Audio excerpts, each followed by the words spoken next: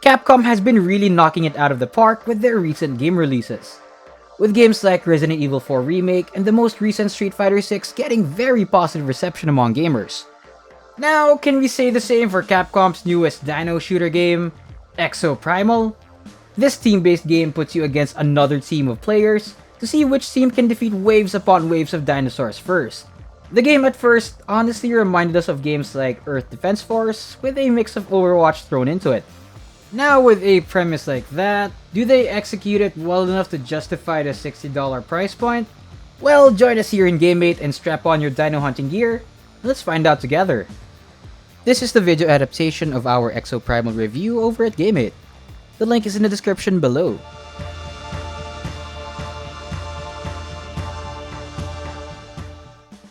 Exoprimal's gameplay is interesting to say the least.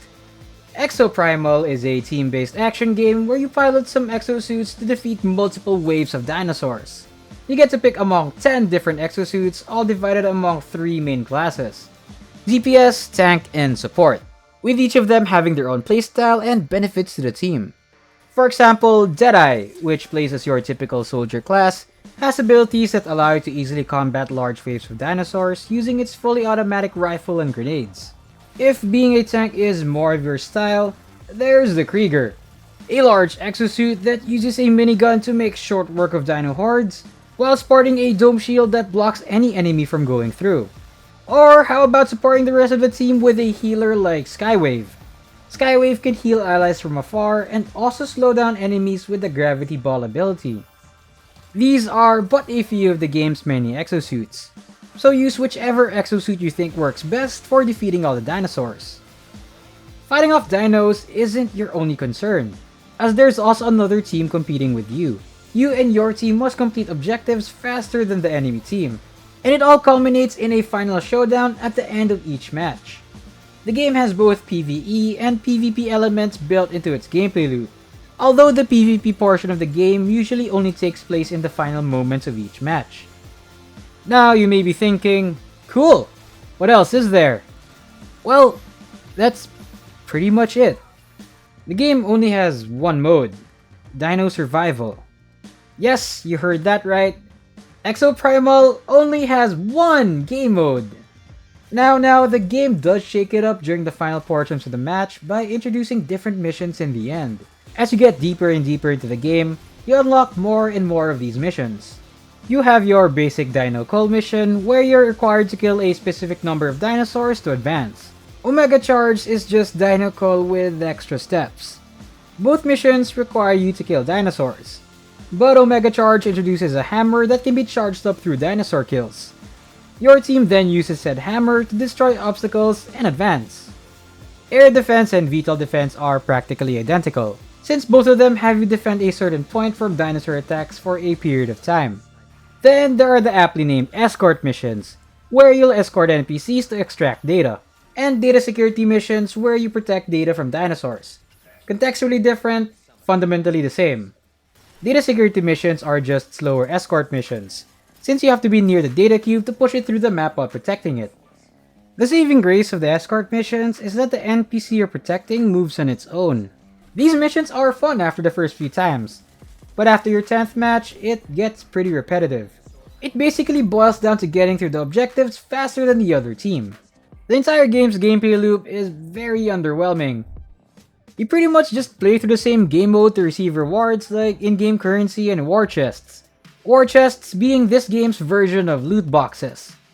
Wow! Loot boxes! What is this? 2016? And what do you get from these war chests? Mostly cosmetics and more in-game currency. Yay! The more you play as a certain exosuit, you unlock different modules that can enhance your abilities, such as reducing the cooldown of certain abilities. With that being said, the enhancements are minimal at best and don't really affect the gameplay too much. It still boils down to having to coordinate with your team to best get rid of the dino hordes. Don't get us wrong, the game's core gameplay itself is pretty fun. Being able to mow down large groups of dinosaurs really reminded us of games like Earth Defense Force, but with dinos instead of large insects. It's just a shame that the gameplay loop itself is very unsatisfying. It gets really old and repetitive just after a couple of games. Honestly, with the amount of content in the game, it really doesn't justify its $60 pricing.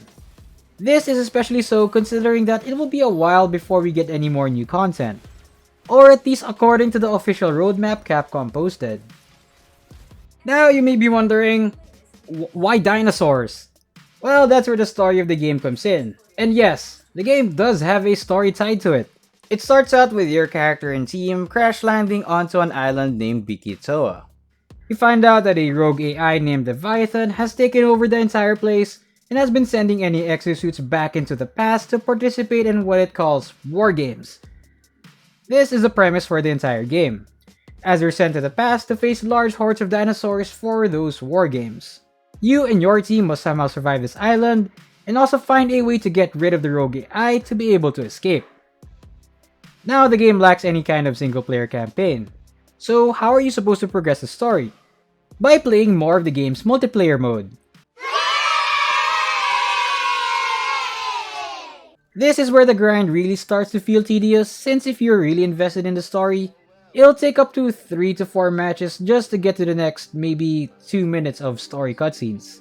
Another way of getting the full picture of the game is by getting lost data, which again can only be unlocked by playing through Dino Survival. This to us was a poor design choice, as it breaks any tension that is introduced during the cutscene by forcing players to play 3 to 4 15-minute long games just to see what happens next. The visuals are where the game truly shines. Exoprimal uses Capcom's RE engine, which in turn makes the game look very visually stunning. Each exosuit looks great too, looking very unique and very well designed. Even the alternate skins of each suit look really cool. Look at Roadblock's monster-looking skin compared to Nimbus's more hip-looking alternate outfit. You can tell the developers really put some care and attention into making these exosuits stand out.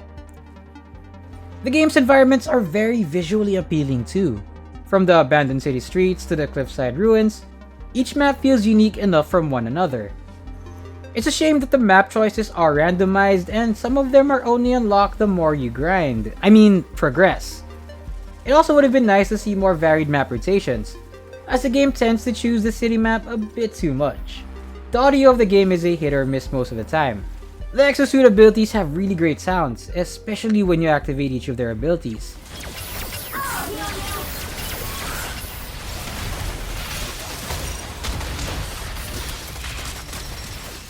The voice acting is where the game loses points. The voice and dialogue of the main cast during the cutscenes feel forced. Like they're trying to be witty, but it just misses the mark. Okay, you have to find one of me over there. It's not funny, Ace. Ace, I could be talking to myself. The AI Leviathan match narration also gets annoying after a few matches. We can only take so many "you are completing objectives slower than the enemy team" lines before we start going crazy. You are completing objectives slower than the enemy team. You are completing objectives slower. You are completing objectives slower than the enemy team. Exoprimal showed a lot of promise when it was first announced, but it honestly didn't live up to its full potential. We here at Game8 are giving Exoprimal a 4.4 out of 10. The PvE mixed with PvP was an interesting concept, but everything about it falls short. Especially since you're only limited to one game mode for the entire game. The game just doesn't have enough content to justify that $60. We honestly believe that it should have been a $30 to $40 game at most. If you truly are interested in getting the game, there's still some fun to be had in the title. But it's best to wait for a sale or when the game gets more content to justify its price. And judging by the game's roadmap, we just hope that the game lives long enough to fulfill it. So what are your thoughts about Exoprimal? Do you agree with us, or do you think this game actually has some potential in the future? Let us know in the comments below. We'll see you guys soon.